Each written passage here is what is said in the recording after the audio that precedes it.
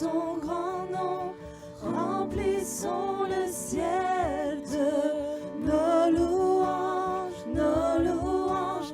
Yahweh, Yahweh, nous aimons proclamer ton nom.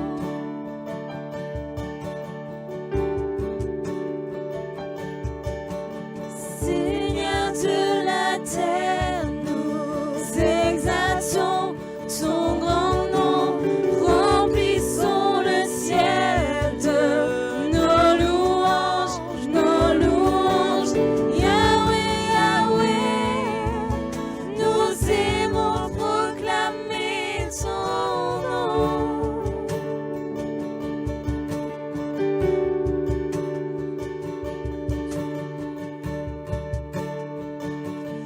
Ton nom vacille et s'effondre.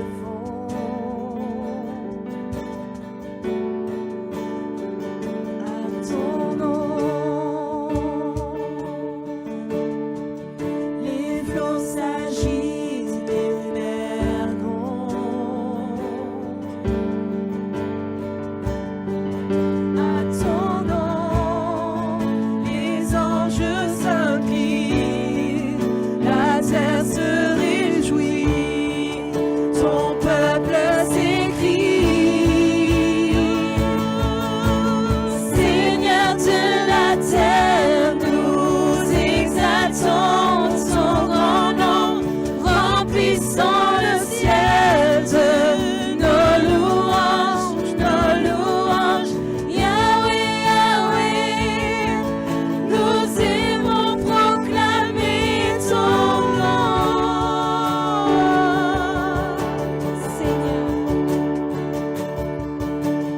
Seigneur de la terre, nous exaltons ton grand nom, remplissons le ciel de nos louanges, nos louanges. Yahweh, Yahweh, nous aimons proclamer ton nom.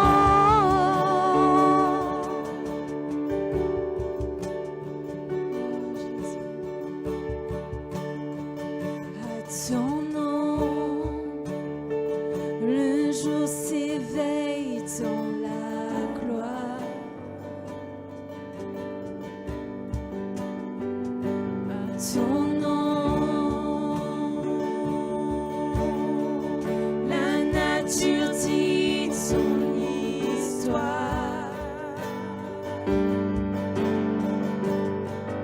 À ton nom, les anges s'inclinent, la terre se réjouit, ton peuple s'écrie.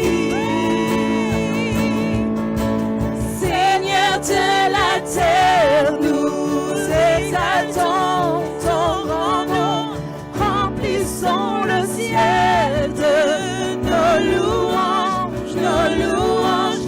Yahweh, Yahweh, nous aimons proclamer ton nom. Seigneur de la terre, Seigneur de la terre, nous exaltons son grand nom, remplissons le ciel de nos louanges, nos louanges. Yahweh, Yahweh, nous aimons proclamer ton nom. Notre Dieu est sans égal. Notre Dieu est sans égal. Nous te louons, louons. Dieu est sans égal. Nous chantons, nous chantons. Notre Dieu est sans égal. Nous te louons, louons. Jésus notre Dieu, nous chantons, nous chantons. Notre Dieu est sans égal. Nous te louons, louons.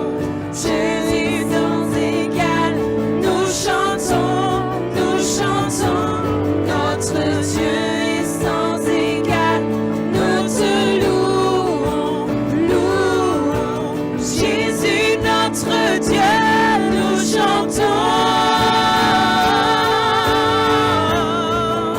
Seigneur de la terre, nous exaltons ton grand nom. Remplissons le ciel de nos louanges, nos louanges. Yahweh, Yahweh, nous aimons proclamer ton nom.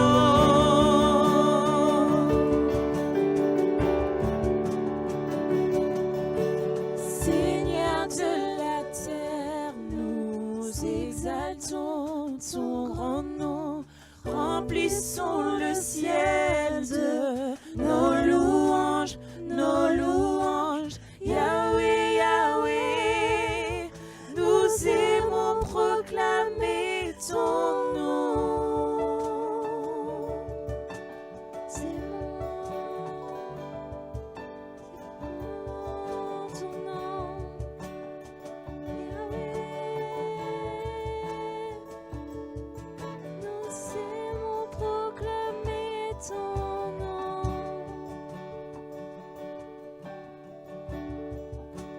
Yahweh, Yahweh, nous aimons proclamer ton nom.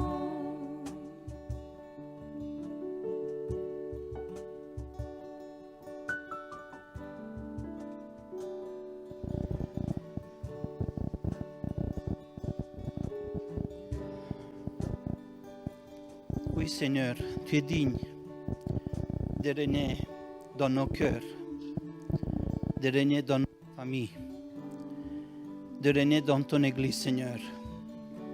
Oui, Seigneur, ton nom, il est digne. En ce matin, nous te remercions parce que tu habites au milieu de la louange de ton peuple, Seigneur. Et merci parce que nos louanges remplissent le ciel, Seigneur. Merci parce que les anges, ils chantent ensemble avec nous, Seigneur. Et merci parce que ta présence est là, Seigneur. En ce matin, nous voulons nous préparer pour recevoir ta parole, Seigneur. Et nous voulons que nos cœurs soient en bonne terre, où la semence de ta parole est semée, Seigneur. Je prie aussi pour mon frère Joseph, qui va apporter ta parole, Seigneur. Merci parce que tout ce que tu l'as inspiré, tu vas nous parler, Seigneur. Touche beaucoup de cœurs en ce matin. Réveille-nous, Seigneur, et aide-nous à être ce que tu désires de nous. Au nom de Jésus. Amen. Eh bien, en ce matin, j'invite mon frère d'apporter la parole. Que Dieu vous bénisse.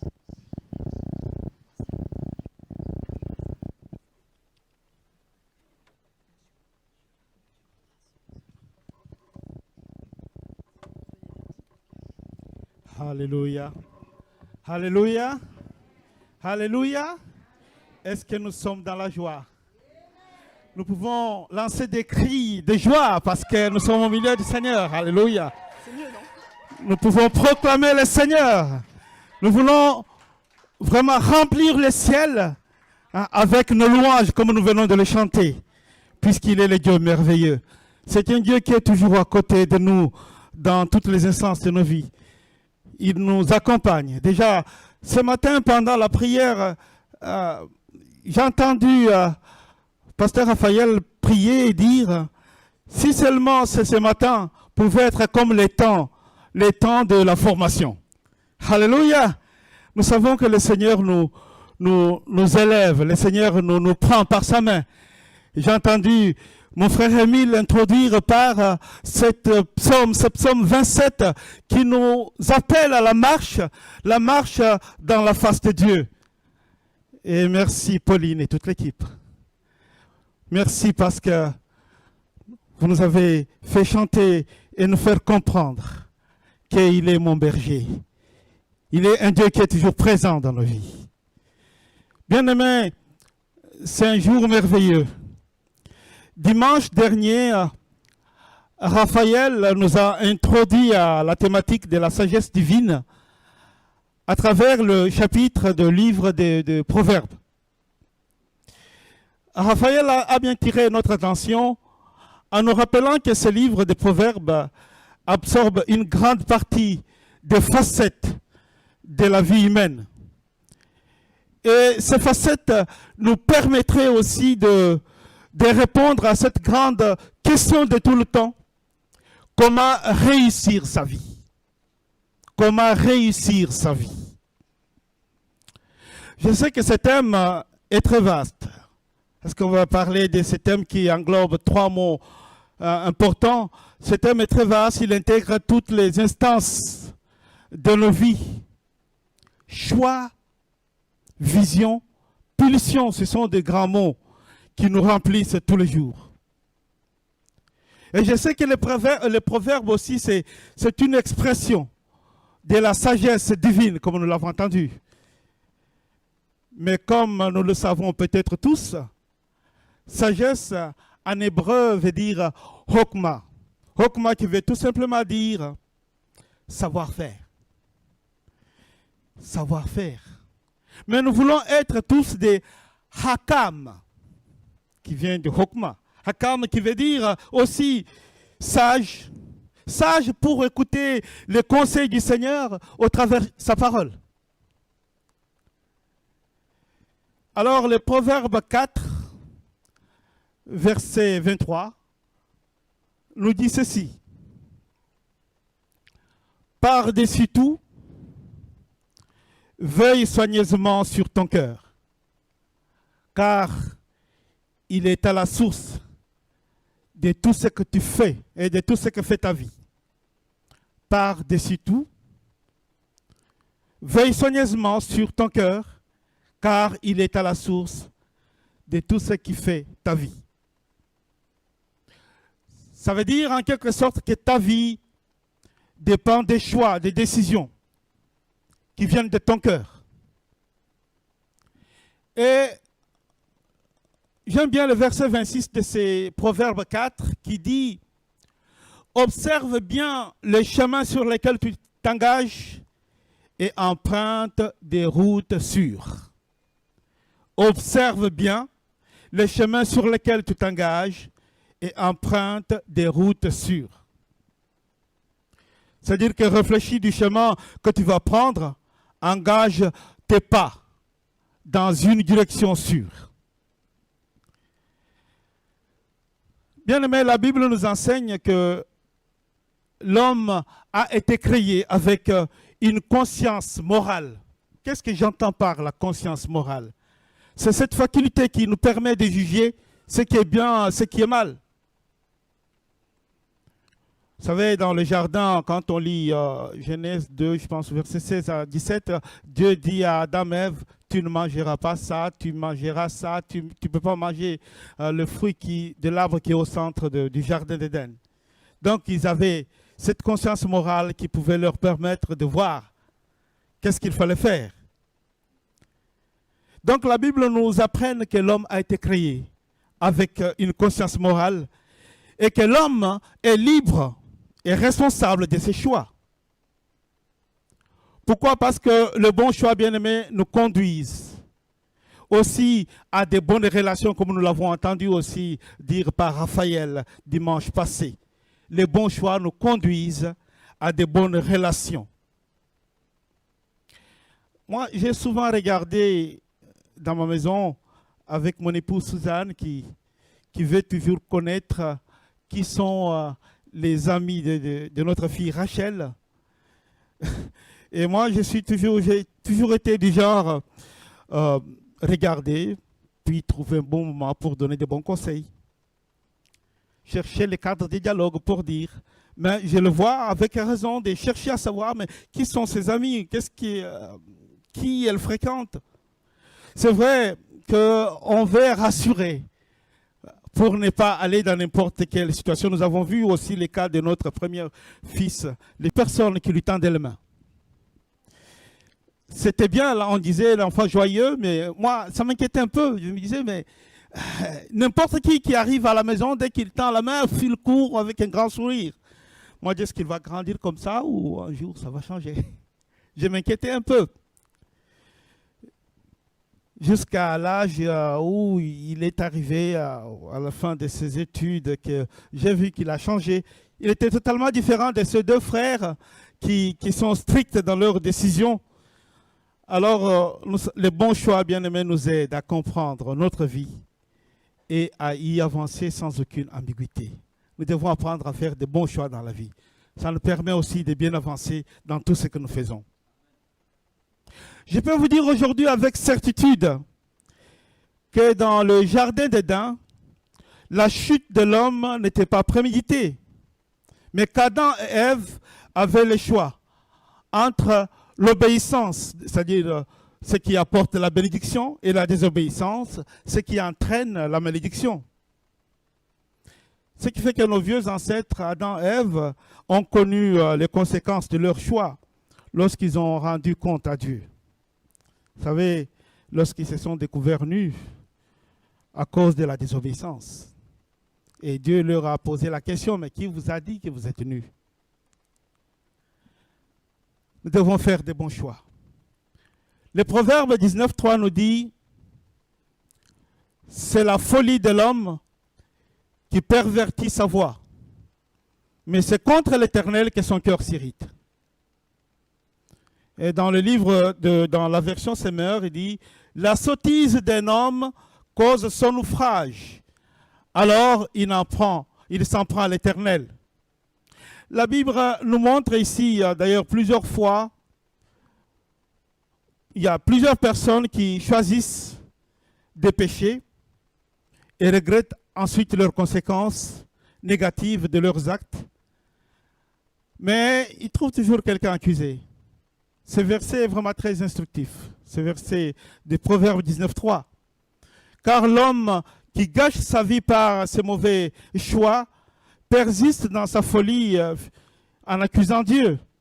On le voit souvent. Nous devons avoir le choix. Nous devons savoir que le choix, c'est une décision par laquelle on donne la préférence à quelque chose ou à quelqu'un. Ici, je présente le choix sous son aspect actif. Le choix sous son aspect actif comme un pouvoir, une liberté de choisir. J'ai fait mon choix d'écouter mes parents. J'ai fait le choix de me choisir des amis intègres. J'ai fait le choix d'écouter la parole de Dieu et saisir l'opportunité qu'elle m'offre pour que ma vie soit non seulement en bénéfice pour moi, mais aussi pour tous ceux qui sont autour de moi. Mais il y a aussi le choix sous son aspect passif. Et dans ces cas, souvent, on tombe sous l'influence des autres. On hérite leur succès, on hérite leurs échecs. On perd souvent sa personnalité. Quand on est dans la foi d'un aspect passif, souvent on perd sa personnalité. Et il faut vraiment des gros efforts et une bonne prise de conscience pour s'en sortir. Sans une bonne prise de conscience, on se laisse entraîner dans des pulsions, c'est-à-dire de ce que je considère comme les désirs forts, les désirs de la chair. Il y a un psychiatre, Sigmund Freud, que nous connaissons tous, et psychanalyste plutôt, qui dit que la conscience est la conséquence du renoncement aux pulsions. La conscience est la conséquence du renoncement aux pulsions. En tant que chrétiens, nous avons des visions de la part de notre Seigneur. Nous avons des visions qui nous viennent de Dieu. Quand j'ai de bons choix dans ma vie, la vision de ma vie aussi, que cette vision soit une vision dans le domaine professionnel, scolaire ou ecclésiastique, dans n'importe quel domaine de la vision, cela ça va changer quelque chose à moi. Parce que la vision sera claire et elle sera aussi bien comprise par tous ceux qui sont autour de moi. Tandis que lorsque j'ai des mauvais choix, lorsque j'ai choisi des choses qui ne sont pas bonnes dans ma vie, peut-être des choses qui sont bonnes par rapport à ce que je vois, mais qui, selon ma vie chrétienne, ce ne sont pas des choses qui peuvent me faire avancer. Lorsque j'ai choisi des choses qui ne sont pas bonnes, lorsque je suis dans le mauvais choix, ma vision sera aussi dénaturée. Ma vision sera détournée. Ma vision sera vouée à l'échec, voire même à l'abandon. C'est ainsi que nous avons vu Adam et Ève se retrouver dénudés car ils ont agi par des pulsions non centrées sur l'ordre donné par l'Éternel Dieu. Cela arrive aussi et souvent à nos enfants qui n'obéissent pas à leurs parents et se retrouvent dans un futur très très compliqué, croyez-moi, très compliqué. Le Proverbe 29, verset 18 nous dit ceci: lorsqu'il n'y a plus de vision d'avenir, le peuple vit dans le désordre. Heureux alors est l'homme qui obéit à la loi, donc au commandement, à la parole de Dieu. Je disais tout à l'heure que la vision, par le mot vision, dans son aspect chrétien, nous avons quelque chose qui nous vient de Dieu. Alors que quand on regarde les pulsions, ce sont souvent les désirs de la chair. C'est ce que me pousse faire la chair. Et en lisant Galates 5, vous pouvez découvrir cela. Galates 5, chapitre 5, verset 16 jusqu'à 25. Mais nous allons lire, peut-être nous allons lire juste le verset 17 qui nous dit une chose plus importante. Galates 5, 17 nous dit ceci: la nature humaine a des désirs contraires à ceux de l'esprit. Et l'esprit a aussi des désirs qui sont contraires à ceux de la chair. Les deux désirs, les désirs de la chair et les désirs de l'esprit, sont totalement opposés. C'est pourquoi nous pouvons voir ici que souvent nos choix déterminent aussi notre futur. Nous sommes dans une période où nos choix peuvent influencer notre vision. Nos choix peuvent influencer notre vision du futur et permettre ainsi un autre regard, même par rapport à la prévision que Dieu a prévue pour nous. Vous savez, Dieu, quand il donne une vision, il donne aussi une provision. Et nos choix peuvent bien déterminer ce que nous pouvons avoir de la main de Dieu. Nous pouvons nous poser la question de savoir: est-ce que mes choix dans la vie ont-ils une fonction libératrice? Est-ce que mes choix dans la vie ont une fonction provocatrice? Ou tout simplement mes choix dans la vie m'enferment dans les désirs de la chair, m'enferment dans des pulsions? Nous le savons tous, je crois, que l'expérience des satisfactions désigne souvent la satisfaction de la pulsion de la chair. Souvent, on a vu même avec les petits-enfants, quand il veut quelque chose, il va pleurer jusqu'à ce qu'on lui en achète. Et c'est ça, les pulsions. Quand les pulsions viennent à nous, nous croyons que nous avons raison, jusqu'à ce que quelqu'un vienne nous montrer clairement que A plus B ne donne pas assez, mais peut-être donne quelque chose. Nous y croyons très fort. La pulsion nous pousse peut-être à faire des choses que nous allons regretter plus tard. La source de pulsion étant corporelle, donc vient de la chair. C'est donc un état d'excitation qui oriente souvent l'organisme vers un objet grâce auquel l'attention sera réduite, jusqu'à ce que j'ai la solution et je serai satisfait, ce qui n'est pas toujours vrai, spirituellement parlant. Regardez bien ce que Galates nous dit dans Galates 6, 7 à 8. Ne vous y trompez pas, on ne se moque pas de Dieu. Ce qu'un homme aura semé, il le moissonnera aussi. Celui qui sème pour sa chair moissonnera de la chair la corruption. Mais celui qui sème pour l'esprit moissonnera de l'esprit la vie éternelle. Nous pouvons comprendre ici que le Seigneur, dans son amour, a mis à nous ses choix, le pouvoir et la liberté de choisir. C'est merveilleux. Dieu nous a donné la liberté de choisir, mais nous devons faire un bon choix.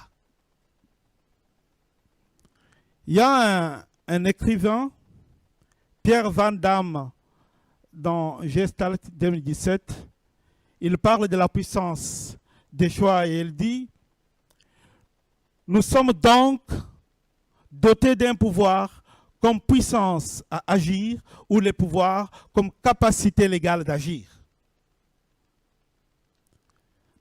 Bien aimés, nous sommes créés à l'image de Dieu et nous avons reçu un pouvoir, nous avons reçu une liberté. Mais ces pouvoirs, cette liberté doivent rester attachés à l'image de Dieu qui nous a créés pour que nous restions devant lui, hein, qu'il soit toujours notre référence. Ça, c'est très important. 1 Corinthiens 6, 12 nous dit: tout est permis, mais tout n'est pas utile. Tout est permis, mais tout n'est pas utile. C'est vrai que nous voyons des choses qui nous font du bien quand nous les regardons, mais toutes ces choses, il y a des choses qui peuvent nous amener à la mort. Quand on dit à un enfant, il ne faut pas faire ça maintenant, ne joue pas trop du feu, mais quand il est près du feu, qu'à un moment il se brûle, il revient vers la maman pour dire: je suis brûlé en brûlant. Mais avant, quand tu lui as dit de ne pas y aller, c'était difficile pour lui de comprendre, d'entendre, d'accepter cela. Tout est permis, mais tout n'est pas utile. On ne se moque pas de Dieu. Ce qu'un homme aura semé, il le moissonnera. Nous récoltons et souvent les fruits de ce que nous avons choisi de planter. Nous plantons les graines des fruits que nous voulons plus tard récolter. Chaque choix, bien aimé, chaque choix que nous faisons est une graine que nous sémons.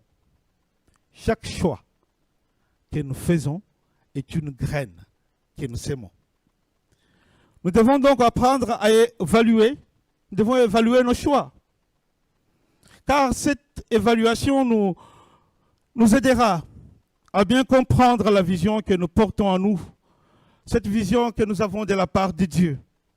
Ici, quand je parle de la vision, ce n'est pas comme un projet que je dessine devant moi, mais je parle ici d'une vision comme un dépôt en moi de la part du Seigneur.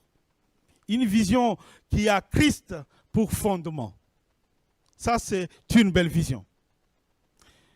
Un pasteur de l'église chrétienne de l'église évangélique de Grenoble, Raphaël Charrier, dit ceci: ce sont nos choix qui nous révèlent en qui nous croyons. Ce sont nos choix qui révèlent en qui nous croyons. Les mauvais choix développent en nous des mauvais désirs. Les désirs qui font croître, les désirs qui tirent vers le bas, l'estime que le Seigneur a envers nous, et les désirs souvent qui tirent vers le haut, notre égoïsme, notre égocentrisme. La parole de Dieu nous rassure. Il nous rassure que quand on marche dans l'esprit, on maîtrise aussi les désirs de la chair. Et ça, c'est vrai. Galates nous le dit aussi. Quand on marche dans l'esprit, on maîtrise les pulsions. Les pulsions qui sont souvent engendrées par les mauvais choix. Je ne suis pas psychanalyste, mais je sais que la pulsion est un désir inconscient. Un désir qui est inconscient et qui est permanent, qui entraîne certaines actions. Quand la pulsion est là en nous, elle produit en nous une charge d'énergie qui met notre corps dans un état d'excitation qui ne pourrait être réduit que lorsqu'elle aura été accompli grâce à soi-même ou grâce à autrui. Et souvent, quand nous écoutons nos pulsions, nous pouvons faire des choses désastreuses. Les pulsions peuvent nous pousser à réaliser des choses dont nous n'avons pas la maîtrise. La plupart des faits irréprochables que nous voyons autour de nous sont dus à l'obéissance aveugle de nos pulsions. Parce que j'ai envie de faire, il faut que je le fasse. C'est après que je vais regretter. C'est pourquoi il y a une sonnette d'alarme. Quand nous lisons Galates 5, particulièrement verset 24, il y a une sonnette d'alarme. Galates 5, 24 dit que ceux qui appartiennent à Christ ont crucifié leur nature propre avec ses passions et ses désirs, donc ses pulsions. Si tu as mis toute ta vie en Christ, si tu appartiens à Christ, tu as crucifié les désirs de la chair. Alléluia. Mais pour maîtriser ces pulsions, il faut permettre à son esprit de reprendre les rênes de sa vie. Alors là, j'ai énuméré 4 éléments. Il y en a beaucoup, mais je vous donne quelques éléments qui nous aideraient pour pouvoir maîtriser. Premier élément, il faut se poser des bonnes questions. Et deuxième élément, il faut prendre son temps à méditer la parole de Dieu et prier. Ça, c'est très important. On insiste souvent ici au culte de prendre le temps de méditation, des temps de prière. C'est très important pour un enfant de Dieu. Troisième, il faut réfléchir quant à ce que m'apporte quotidiennement la lecture de la parole de Dieu. Quand je lis la parole de Dieu, chaque fois, pas lire comme on lit 20 minutes, mais lire comme on lit vraiment la parole de Dieu. Je veux qu'elle me change, qu'elle me transforme. Quand on lit avec toute sa conscience, ça va bouleverser ma vie, ça va changer toute ma vie, ça va transformer ma vie. Il faut prendre comme 4e point, enfin, des bonnes décisions pour sa vie. Voilà, il y a une procédure un peu à suivre. Il faut prendre le temps de lire la parole de Dieu. Il faut penser à tout ce que la parole de Dieu t'apporte dans ta vie. Et si je pense à toutes ces choses, enfin je peux prendre de bonnes décisions. Puisque je me poserai toujours cette question, est-ce que Dieu est d'accord avec ce que je suis en train de faire? Parce que souvent nous faisons des choses qui donnent beaucoup de joie à mon cœur, à ma vie. Mais on s'en fout de ce que Dieu pense. C'est pourquoi on dit, bien-aimé, tu peux entrer dans une foule au milieu des gens. Les gens peuvent te critiquer, peuvent parler beaucoup de choses. Il ne faut pas être triste. Il faut être triste quand tu sais, mais dans tout ça, qu'est-ce que Dieu dit à mon égard? Puisque c'est ce que Dieu dit qui compte pour toi.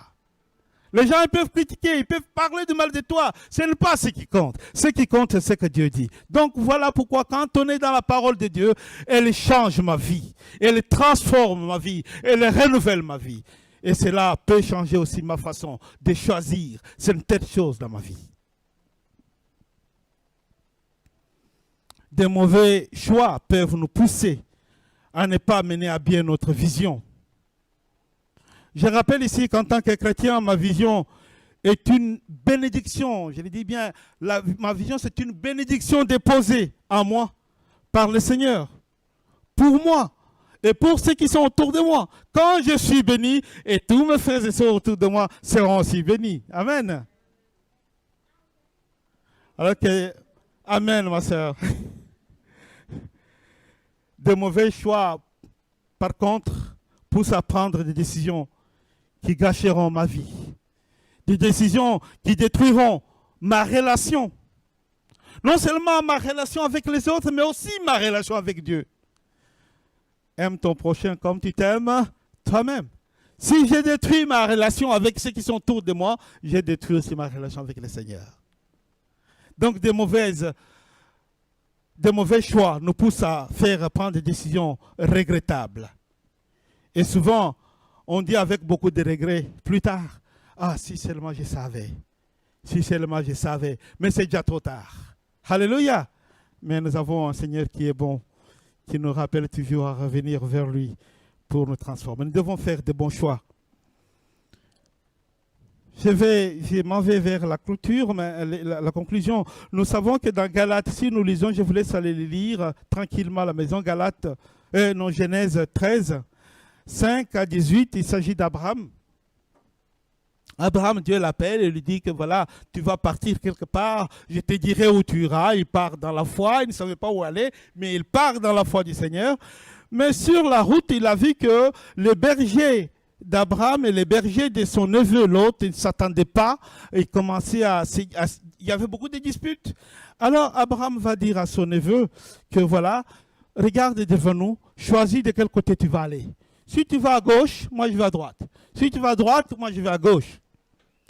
Mais alors, son neveu regarde, il voit très loin. Il regarde vraiment très loin, il voit la plaine de Jourdain qui était remplie de l'herbe, de bonnes choses. Il dit, moi j'irai là-bas. Puisqu'il pensait à tout son troupeau, qu'ils auront une bonne pâturage. Il dit, j'irai là-bas. Il a eu ce que j'appelle un regard horizontal. Il a vu où il pouvait aller. Mais vous savez, Abraham était son oncle. Il avait plus de priorités, il avait plus de choix, mais il s'est rabaissé. Il a demandé à son neveu de choisir d'abord et que moi je vais choisir après. Mon choix va dépendre de ce que toi tu vas faire. Pourquoi Abraham a fait cela alors qu'il pouvait décider, il pouvait prendre une décision avant son neveu? Parce qu'Abraham n'avait pas le regard horizontal, Abraham avait un regard vertical. Alléluia! Il savait déjà que Dieu lui avait promis quelque chose. Dieu avait déjà dit que je ferai de toi une grande nation. Il avait confiance dans le Seigneur. Il a dit, quel que soit ce que va choisir l'autre, je sais que Dieu va me donner quelque chose. Alors il a eu un regard qui était attaché à Dieu. Un bon choix. Parce que Dieu lui avait déjà dit que tu seras une source de bénédiction. Et nous avons besoin, bien aimés, de ce regard, le regard vertical. Le regard vertical dans nos choix va nous permettre d'avancer beaucoup plus dans notre vie. Porter la promesse de Dieu comme l'a fait Abraham dans son cœur, avoir ce regard dans son cœur, c'est une très bonne chose. Et d'ailleurs, le livre d'Habakkuk nous l'a dit, Habakkuk 2.2, que vous connaissez tous par cœur, parce qu'on le sort souvent. Mais la vision par écrit, grave-la sur des tables, afin qu'on la lise couramment. Porter le regard vertical vers le Seigneur, c'est porter en soi une bénédiction du Seigneur. Lorsque Dieu donne une vision bien-aimée pour votre vie, il faut écrire cette vision dans les cœurs. Abraham l'avait écrit. C'est pourquoi, quel que soit le choix avec son neveu, il avait déjà écrit ce que Dieu lui avait dit. Quand Dieu donne une vision, il faut l'écrire dans ses cœurs. Il faut garder cette vision sous les yeux à tout moment. Car chaque vision a une échéance bien fixée par l'Éternel Dieu. Il faut attendre parce qu'elle va certainement s'accomplir dans ta vie. Elle ne pourra s'accomplir, par contre, ça a un petit bémol, que lorsqu'on reste attaché à la parole de Dieu. Si on n'est pas attaché à la parole de Dieu, tu marches avec toi, avec une vision que Dieu a inscrite dans ton cœur, a déposée dans ton cœur, mais cette vision ne s'accomplit pas parce que tu ne gardes pas la parole de Dieu en toi. Il faut regarder continuellement cette parole en toi et la vision s'accomplira certainement. La vision est comme un écran géant qui est placé devant nous. Nous y voyons ce que Dieu a planté, tout ce qu'il a mis devant nous, mais seul Dieu lui peut voir. Parce qu'il peut voir jusqu'où ça peut aller parce qu'il connaît les chemins. Il connaît la procédure à suivre. Il sait comment faire pour y arriver, pour atteindre finalement l'apogée, la finalité, pour atteindre ma bénédiction. Dieu seul le sait. C'est pourquoi je dois rester en contact permanent avec le Seigneur. Alors, recommandons-nous chaque fois de demander à Dieu de nous révéler quelle est la prochaine étape dans la suite de ma vie. car nous avons cette assurance qu'il va accomplir la vision qu'il a mise dans nos cœurs. J'invite les groupes de louanges de s'avancer déjà pour ça, et je vous invite de vous... Oh mon âme, chante mon âme. Pas à pas il me conduit, au bord des eaux calmes je le suis. Oh mon âme, chante mon âme. Oui, toujours le bonheur et la grâce m'accompagneront devant sa face, dans sa présence, tellement de joie, tellement de joie. Et tant qu'il se trouve auprès de moi, aucun mal, mon âme, tu ne craindras. Et dans son temps, je reviendrai, je reviendrai. Et si je traverse encore la vallée de l'ombre de la mort, oh mon âme, chante mon âme. Puisqu'il m'aime le premier, non rien ne pourra me séparer de son amour, de son amour. Et toujours le bonheur et la grâce m'accompagneront devant sa face, dans sa présence, tellement de joie, tellement de joie. Et tant qu'il se trouve auprès de moi, aucun mal, mon âme, tu ne craindras. Et dans son temps, je reviendrai, je reviendrai. Yahweh, Yahweh, tu fais briller sur moi ton soleil. Yahweh, Yahweh, ta lumière chasse au loin les ténèbres. Yahweh, Yahweh, ta parole éclaire mon sentier. Yahweh, Yahweh, Yahweh. Bientôt il viendra me chercher, et dans sa maison j'habiterai. Oh mon âme, chante mon âme.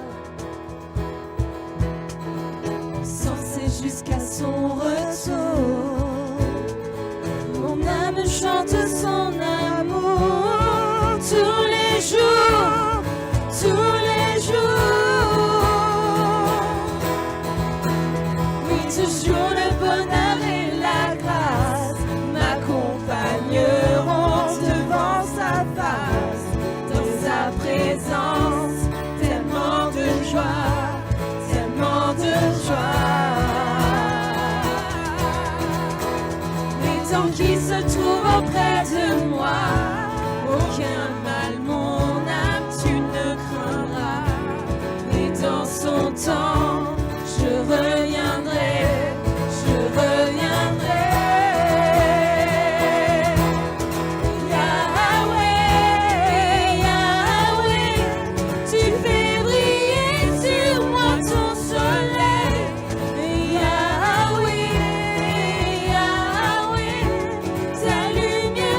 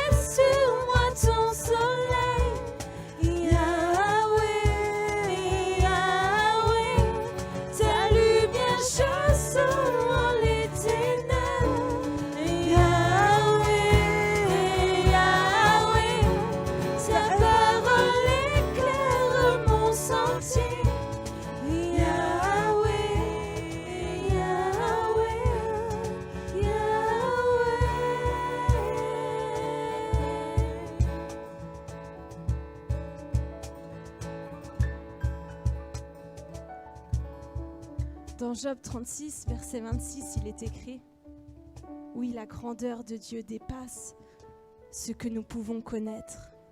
Le nombre de ces années est incalculable. » C'est vrai, Seigneur Jésus, tu es tellement grand, plus grand même que ce qu'on pourrait dire avec nos mots. Ça ne suffit pas pour raconter qui tu es. Ça dépasse même notre entendement, ta grandeur, Jésus. Et nous voulons t'élever, te glorifier, contempler ta face, contempler ta beauté, contempler ta miséricorde. Et on veut t'adorer avec nos mots, avec nos pensées et aussi avec nos actes, Seigneur Jésus. Et c'est avec foi que nous croyons que tu es notre Dieu. Tu es le Dieu qui peut nous sauver, le Dieu qui change tout. Et c'est avec foi, avec la foi qui déplace même les montagnes, que nous voulons proclamer ta grandeur. Jésus, viens régner ce matin. On te laisse la place. Tu es grand, Papa. Jésus. Tout de l'univers, les astres que tu as créés, les océans, les mers, tout me révèle ta majesté. Alors mon âme veut s'écrier de tout mon cœur. Je veux chanter, oh Dieu, tu es infiniment grand, éternel, puissant, roi majestueux. Oh Dieu, tu es infiniment grand, éternel, puissant, roi majestueux.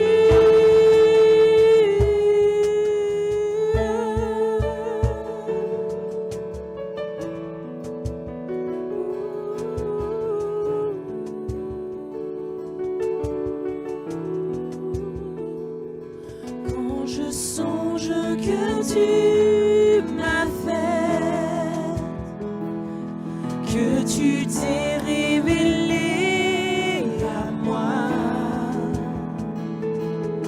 que pour moi tu as tout créé, tout me révèle ta bonté. Alors mon âme veut s'écrier de tout mon cœur. Je veux chanter. Alors mon âme veut s'écrier de tout mon cœur. Je veux chanter. Oh Dieu, tu es infiniment grand, éternel, puissant, roi majestueux. Oh Dieu, tu es infiniment grand, éternel, puissant, roi majestueux.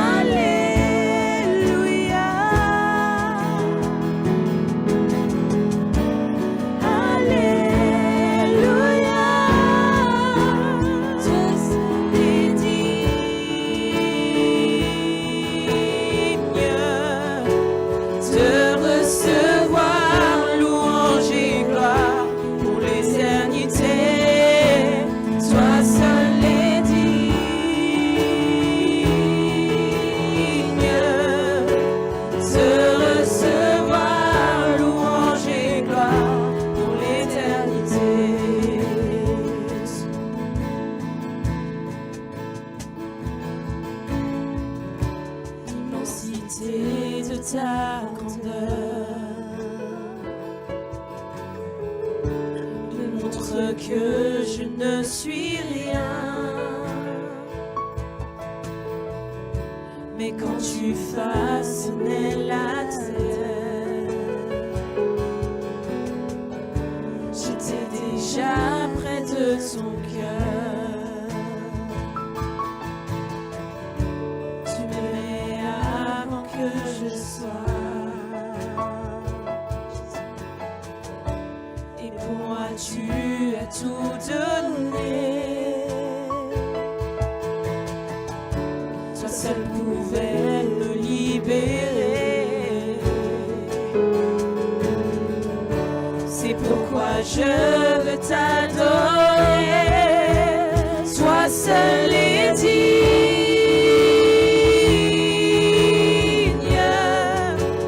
de recevoir louange et gloire pour l'éternité. Toi seul est digne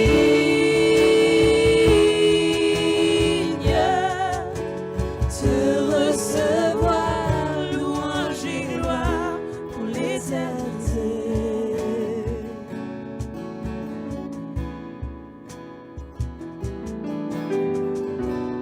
Ta présence, je me tiens, car tu as ce dont j'ai besoin. La joie, la vie, le bonheur sont dans tes paradis, mon sauveur. Toi seul est digne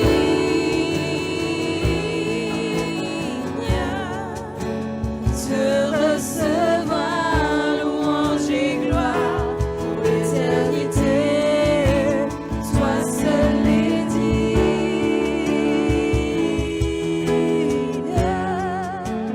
de recevoir louange et gloire pour l'éternité. Toi seul est digne. Toi seul est digne de recevoir louange et gloire pour l'éternité. Toi seul est digne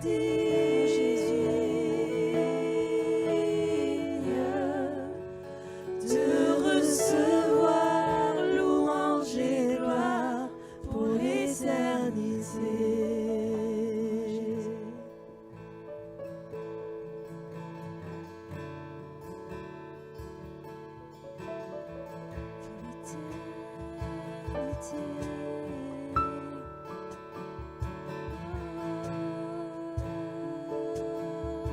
Pour l'éternité.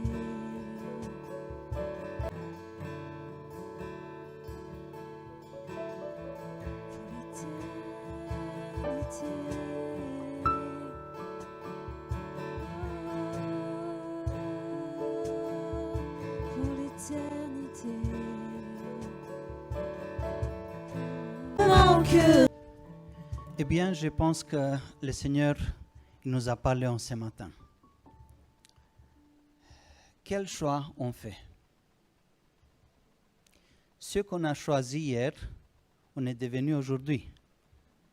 Ce qu'on choisit aujourd'hui, on va être demain. Est-ce que nos choix sont basés sur la parole du Seigneur? Si on veut avoir de bons choix, il faut payer le prix. Tout chrétien qui va arriver au ciel seront les chrétiens qui ont payé le prix ici-bas. Ça coûte, mais ça vaut la peine. Ne regardez pas sur ce que nous coûte. Regardez vers ce qui nous attend. Amen. Et ensuite, vers quoi est notre regard? Horizontal ou vertical vers Dieu? Les promesses qui sont dans la Bible, il y a 8000 environ de promesses, sont tous pour nous. Il faut les approprier. Il faut les approprier. et dire Seigneur, je crois de tout mon cœur ces promesses. Amen. Eh bien, on va passer